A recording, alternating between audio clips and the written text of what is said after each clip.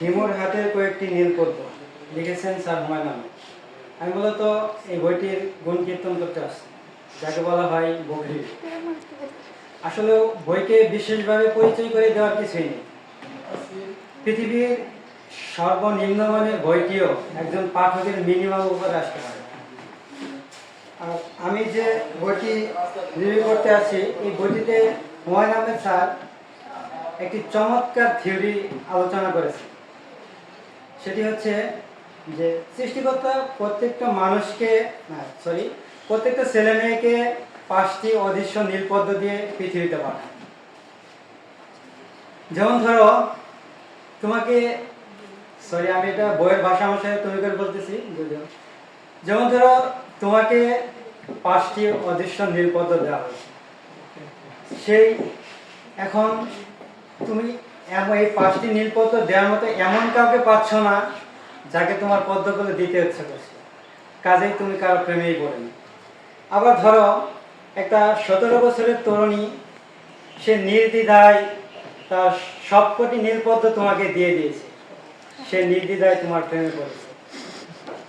আবার ধরো একটা মেয়ের খুব তুচ্ছ জিনিস তোমার কাছে বড্ড ভালো লাগে, তার ফাটা বাঁশের মতো কণ্ঠটাও তোমার কাছে বড়ই মোহনীয় লাগে।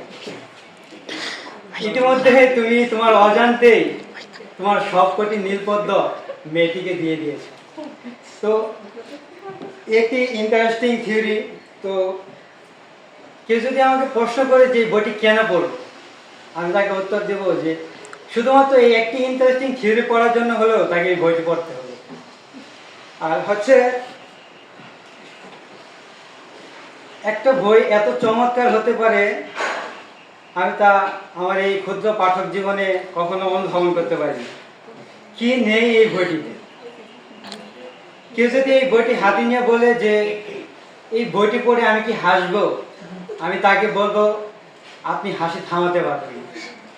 কেউ যদি এই বইটি পড়ে বলে যে এই বই কি ভালোবাসা খুঁজে পাওয়া যাবে, আমি তাকে বলবো আপনি ভালোবাসার অতলান্ত দরিয়ায় হারিয়ে যাবেন। তো এই বইটি আসলে এমন কোনো দিক নাই যে দিকটি এই বইটি দখল করে নেননি, বরং এই বইটিতে হাসি, কান্না, প্রেম, ভালোবাসা এবং কি মৌনতা, অভিমান সব মিলিয়ে এক অনন্য সমন্বয়। তো কোনো পাঠক যদি ভুলবশত এই বইটির একটি পেজ পড়ে ফেলেন, আমি এতটুকু বিশ্বাস করতে পারি যে সেই পাঠকটি পরিপূর্ণ বই না পড়ে তিনি ক্ষান্ত হবেন না। তো একটি পাতার স্বাদ যদি পাঠক কোনোভাবে পেয়ে যান, তবে তিনি এই বইটিকে তার হৃদয়ে জায়গা করে নেবেন। তো বিশ্বাস না হলে একবার আপনারা পড়ে দেখতে পারেন।